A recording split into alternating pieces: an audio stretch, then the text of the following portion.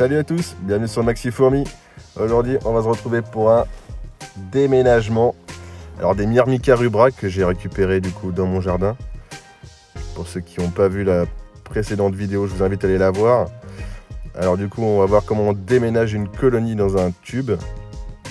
Elles étaient déjà dans un tube, hein, bien sûr, mais le tube que j'ai réalisé pour elle, du coup, est beaucoup mieux.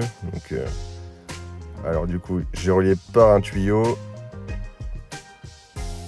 Alors, ici, on voit le tube dans lequel elles vont aller. Hop. Voilà, il suffit de cacher la partie dans laquelle on veut qu'elles aillent. On met à la lumière la partie où elles sont. Voilà, j'ai relié par un tube avec un peu de scotch autour, hein, parce que c'était un petit peu lâche tout ça, donc il fallait pas qu'elles se barrent quand même, ça serait con. Voilà, il va pas leur falloir bien longtemps pour y aller, je pense. En vue de comment elles fourragent l'air de chasse à tout bout de champ, elles sont très actives, donc je pense que ça va vraiment pas leur prendre de temps. Dès que la première ouvrière aura donné le feu vert, ce sera parti.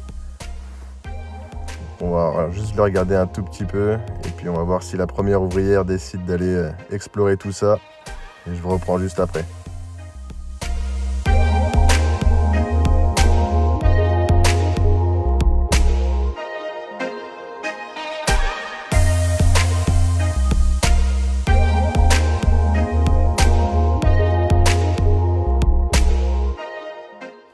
Pour ceux qui ne savent pas, petite information, les Myrmica rubra du coup aiment pas trop la chaleur, donc ça sert à rien de leur mettre de la chaleur en dessous le tube ou au-dessus du tube où elles vont aller, parce que sinon elles n'iront jamais.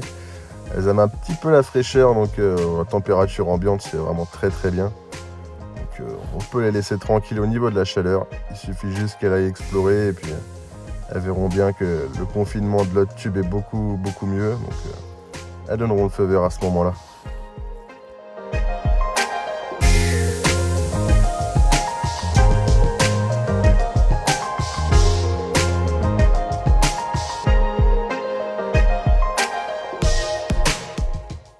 On peut voir ici du coup la gine, on voit sa tête noire là et puis son gros cul.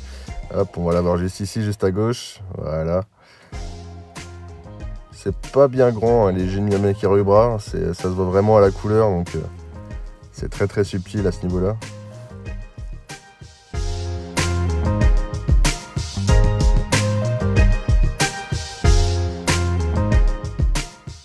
Du coup on se retrouve, là je vous ai coupé 3-4 minutes de la vidéo, ça ne sera pas trop chiant non plus. On va voir la première ouvrière qui va aller explorer le nouveau monde.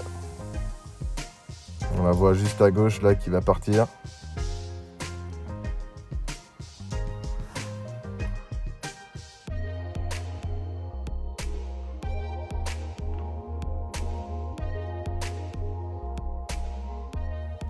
Et voilà, c'est parti vers un monde meilleur. On va traverser tout ça. Et c'est parti. Voilà. La première a mis le bout de son nez dedans. Elle va y mettre ses phéromones pour donner l'accord à tout le monde. Après, elle va revenir. Et voilà. Tout ce petit monde est bien allé dans son tube. Voilà, je vais relier la belle aire de chasse. Bon, cela est fait maison, avec l'abreuvoir de chez Ant Labs.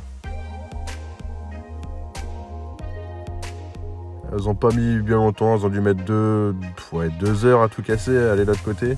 Bon, j'ai pas trop regardé, mais je suis revenu 2 heures après. Du coup, ça n'a pas mis bien longtemps. Un tout petit peu plus longtemps que les messors quand même, mais elles sont allées très vite de l'autre côté. Donc quand je suis revenu, j'ai fermé du coup tout ça et je les ai mis directement dans l'aire de chasse, enfin accrochés à l'aire de chasse. Comme ça, elles pourront aller faire leur petite vie, leur petite chasse, se délecter du bon miel et de la bonne petite mouche.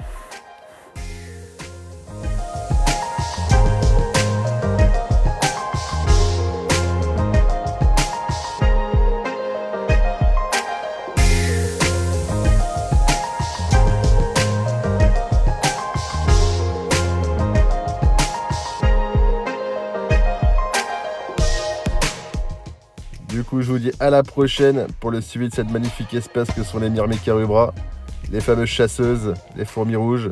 Allez, ciao ciao!